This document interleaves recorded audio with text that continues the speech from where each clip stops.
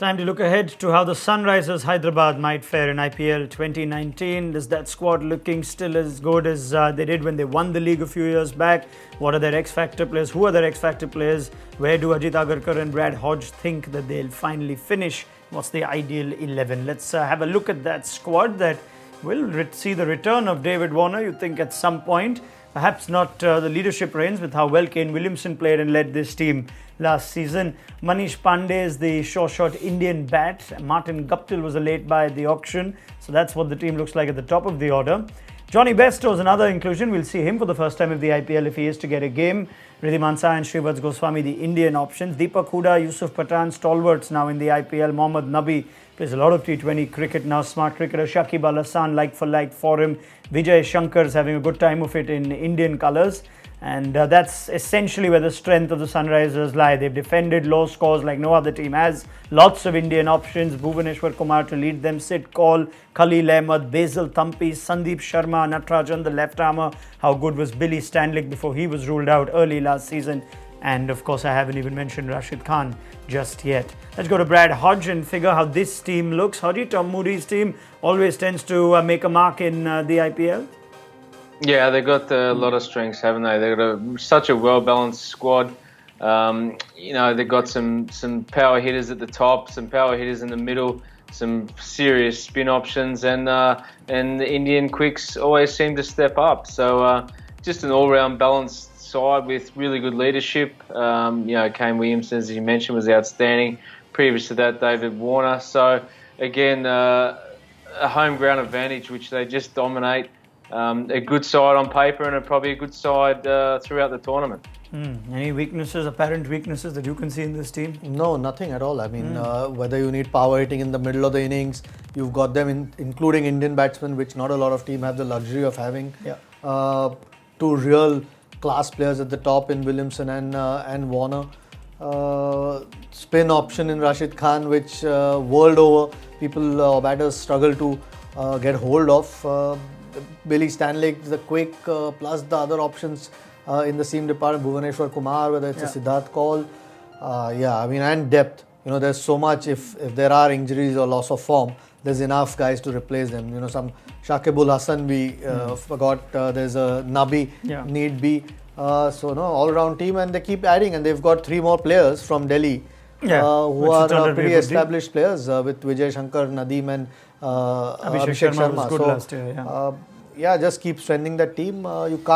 There's no weakness. And that's why they keep challenging over the last 2, 3, 4 seasons. They're up there, always in the top 2. Now, you've gone for your X-Factor players, Rashid Khan. Now, if I am to look at the depth of squad, in the wrist spin options, he's actually the only one. It's not like they've got 2, 3 wrist spinners, but I guess if your one wrist spinner is as good as Rashid Khan. He had 2 tough games last year when Chris Gale got hold of him, and Raidu and Raina, I think, in the other game, if I'm not wrong. So, 2 games in the entire tournament in a T20 competition where their world's best batters are playing tells you the story.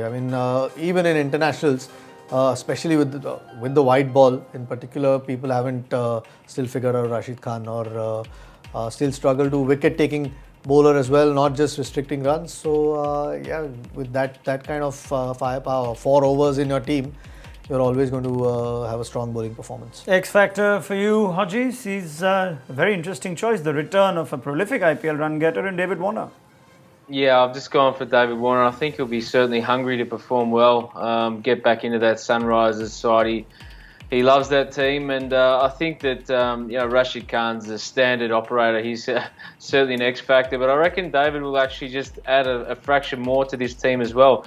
Even in his absence last year, they were still strong and dominant. So I think he'll just add that little bit of X-Factor to that team. I'm quite curious to see then how the ideal 11s shape up, because Kane Williamson was almost a like-for-like for David Warner. Hard to fit both of them in the same 11, but they could very well find a place with the kind of season Williamson had. Ajit Agarkar's playing 11 sees both those 2 international stalwarts find room at the top of the order. Manish Pandey at 3, Shakib Al Hasan, Riddhiman Shah with the gloves, Yusuf Pathan, and Vijay Shankar, who's of course had a good time of it with India of late, Rashid Khan, Bhuvaneshwar Kumar, Sandeep Sharma and Khalil Ahmed. So I guess the overseas restriction allows you to keep Billy Stanley, or makes you keep Billy Stanley out of that team.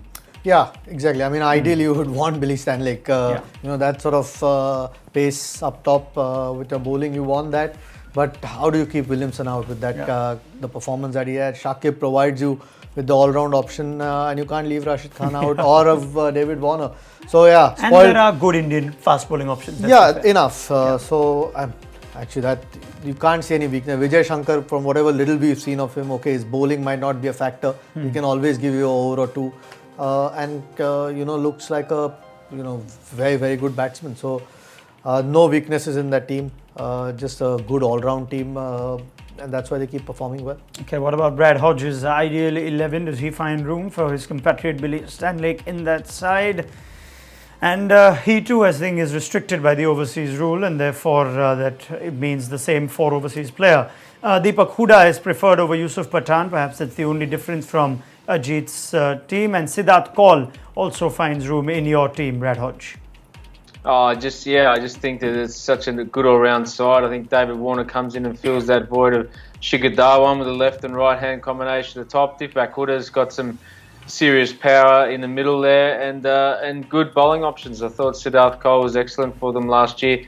Sandeep came in and did okay. There's plenty of options, and when you have Bhuvaneshwar Kumar and Rashid Khan in your 11, you're never too far away from victory. So they're great at defending low totals, and that's their strength. They're a good team, honest team. You think this team's a top 2, top 3, top 4 team, Hodgie? Yeah, I think they're definitely, 2 or 3 if they get it right. So, if their big guns fire, they'll be certainly hard to stop. Ajit? Yeah, I've picked them in the top 2. I think with that sort of depth in the squad and just quality in all departments, it'll be a surprise if they're not in the top 2. All right, we'll see then if the Sunrisers Hyderabad have the kind of season that we expect them to, given the strength of their squad in IPL 2019. Don't forget to like, share, subscribe, and leave your comments in the comment section below. Click on the bell icon for notifications.